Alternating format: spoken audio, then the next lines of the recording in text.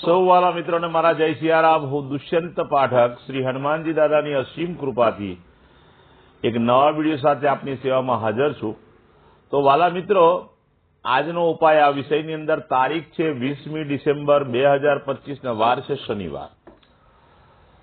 પંચાંગ કહે છે માગસર મહિનાનો આજે અંતિમ દિવસ, અમાસનો દિવસ છે। મૂળ નક્ષત્ર છે, ગંડ યોગ છે, ધનુ રાશિનો ચંદ્ર અને ધનુ રાશિનો સૂર્ય છે।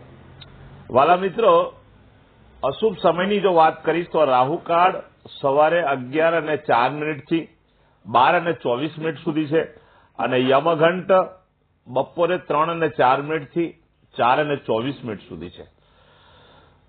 તો આ બંને સમય અશુભ સમય કહેવાય। આ અશુભ સમયની અંદર કોઈ પણ પ્રકારનું શુભ કાર્ય ન કરવું, શુભ યાત્રા પણ ન કરવી।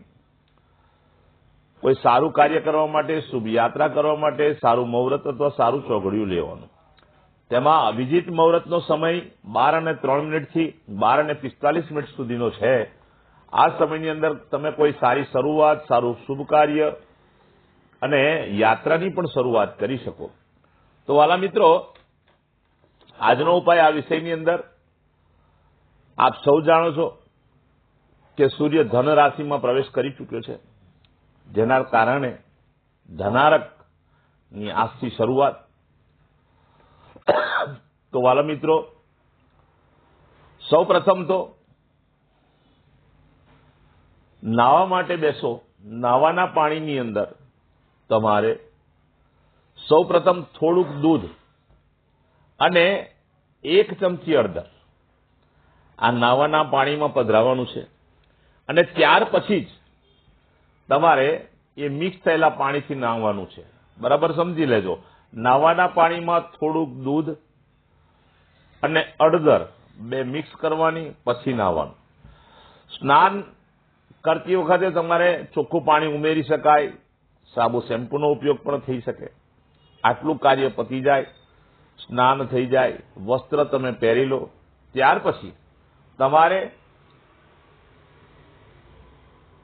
કપડાં પહેરી લીધા પછી તમારા ડાબા અને જમણા પગના અંગૂઠાની નીચે સરસિયાના તેલના તિલક કરવાના છે।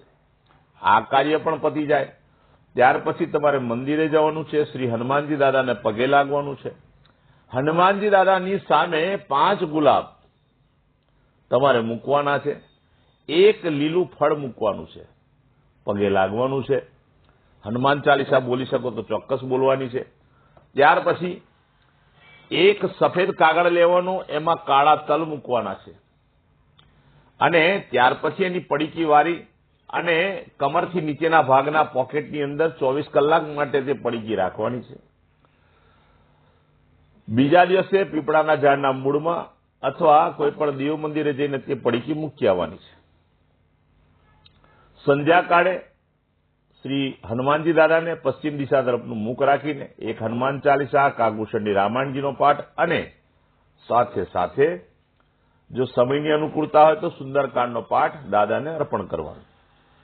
આ કાર્ય પતી જાય, રાત્રે સૂતા પહેલા પોતાની જ પથારીમાં બેસવાનું, પલાઠી વાળવાની।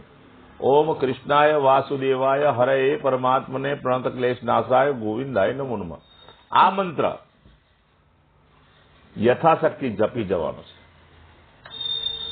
જે મારા વાલા મિત્રોનો જન્મદિવસ 20મી ડિસેમ્બર 2025 અને શનિવારના દિવસે છે, તેવા બધા જ મારા વાલા મિત્રોને સૌ પ્રથમ તો જન્મદિવસની શુભકામના। હનુમાનજી દાદા તમને રાજી રાખે, તમારા મનોરથ, તમારી મનોકામના પૂર્ણ કરે। મેં કહ્યું તે પ્રમાણે સ્નાન કરવાનું છે અને ત્યાર પછી સંધ્યાકાળ પછી, સૂર્યાસ્ત પછી ચણાના લોટમાં બનેલું ફરસાણ નાના નાના બાળકોને વેચવાનું છે। સાથે સાથે બરાબર સમજી લેજો, જે પણ બાળકને તમે ફરસાણ આપો તેમને લેખવાહિની એટલે કે પેન્સિલ અથવા તમે પેન એ બાળકને અવશ્ય આપજો। બીજું એક ખાસ કામ કરવાનું છે, ગૌશાળામાં જવાનું, ગાયોને ઘાસ આપવાનું છે। બસ આટલું કરી લો, આખું વર્ષ આનંદ સહિત તમારું પસાર થશે। વાલા મિત્રો, જેમની મેરેજ એનિવર્સરી 20મી ડિસેમ્બર 2025 અને શનિવારના દિવસે છે, એવા બધા જ મારા વાલા મિત્રોએ સવારે ઉઠવાનું છે, સ્નાન કરવાનું છે, પોતાના માતા પિતાને ચરણ સ્પર્શ કરવાના, આશીર્વાદ લેવાના, અને પહેલું કામ પોતાની માતાને તમારે ભેટ આપવાની છે. ભેટમાં તમે વસ્ત્ર આપી શકો, ચાંદી આપી શકો, સોનું આપી શકો અથવા દ્રવ્ય આપી શકો, કોઈ પણ વસ્તુ આપી શકો, પણ માતાને ભેટ આપવાની છે. જેમની માતા ન હોય, દિવંગત થઈ ગયા હોય, તો કોઈ પણ જરૂરિયાતમંદ સ્ત્રીને અથવા ગુરુ ઘરે જઈને, દેવ મંદિરે તમે જઈને આ ભેટ આપી શકો. બીજું કાર્ય એ કરવાનું છે કે કોઈ પણ અનાથાશ્રમમાં, વૃદ્ધાશ્રમમાં અથવા કોઈ પણ જરૂરિયાતમંદ વ્યક્તિને તમારે ચણાની દાળ, તેલ નું દાન કરવાનું છે. ચણાની દાળ અને તેલનું દાન કરશો, તમારું બહુ સરસ રીતે બંનેનું પતિ પત્નીનું વર્ષ સરસ રીતે પસાર થશે. તો વાલા મિત્રો, મારા બધા વિડીયો યુટ્યુબ પર હોય છે, ફેસબુક પર હોય, ઇન્સ્ટાગ્રામ પર હોય છે. તમે આ વિડીયો તમે ના જોયો હોય તો ત્યાંથી તમે મેળવી શકો. મારી ચેનલનું નામ છે દુષ્યંત પાઠક. તમે મારી ચેનલને સબસ્ક્રાઇબ કરજો, બેલ આઇકન દબાવજો. મારો વિડીયો જેવો લોડ થશે તરત જ તમારા મોબાઈલ ઉપર નોટિફિકેશન આવી જશે. એટલે મારી ચેનલને સબસ્ક્રાઇબ કરજો. સાથે સાથે મારું ફેસબુક પેજ છે, એનું નામ પણ દુષ્યંત પાઠક છે. તો મારા ફેસબુક પેજને પણ તમે ફોલો કરજો. તમને આ વિડીયો તરત જ જોવા મળી જશે. બીજી ખાસ વિનંતી, મારા વિડીયોને શેર કરો, કોઈ જરૂરિયાતમંદ સુધી આ વિડીયો પહોંચે. નિયમિત ઉપાય કરજો, ગ્રહો બેલેન્સ થશે અને તમારા જીવનમાં સુખનો સૂરજ ઉગશે. આપ સૌને જય સિયારામ. નવા વિડીયોમાં ફરી મળીશું.